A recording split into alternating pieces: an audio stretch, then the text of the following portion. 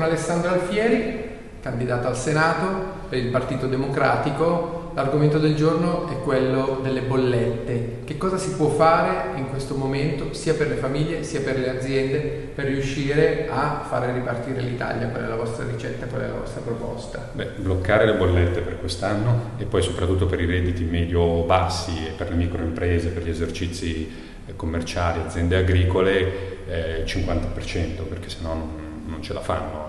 Questo è il punto principale. Poi disaccoppiare il prezzo delle rinnovabili dal gas in modo tale che il gas non condizioni tutto il resto del mondo dell'energia, i crediti d'imposta per le imprese più alti in modo tale che compensano con le tasse, e poi un intervento straordinario per le RSA, per tutto il terzo settore, che fa un'opera fondamentale per il nostro territorio, a volte di sussidiarietà rispetto allo Stato, che paga bollette enormi, e quindi ci vuole un intervento ad hoc. Il nostro segretario nazionale Letta, tutto il Partito Democratico, ha parlato proprio con Draghi ieri per chiedere un intervento straordinario per questo settore. E il Partito Democratico queste cose le spiegherà in particolare a tutti gli amministratori del Partito Democratico e di centrosinistra nell'incontro plenario con il segretario Letta che ci sarà domenica a Monza. Che significato ha questo vostro summit per stare vicino agli amministratori locali?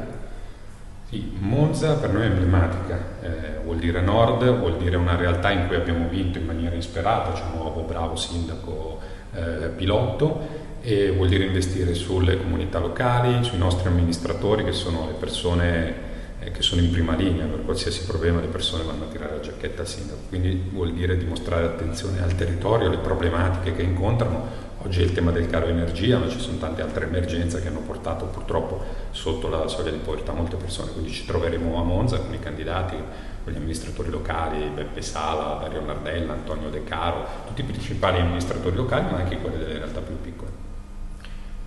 E c'è stato chi ha messo in evidenza che il vostro incontro di Monza sembra quasi una provocazione nel giorno in cui a pochi chilometri di distanza a Pontida si ritrova la Lega. Lei è senatore del territorio, senatore della provincia di Varese, senatore di un territorio dove la Lega è nata, Cassano Magnago, e dove comunque rilancia il suo messaggio autonomista.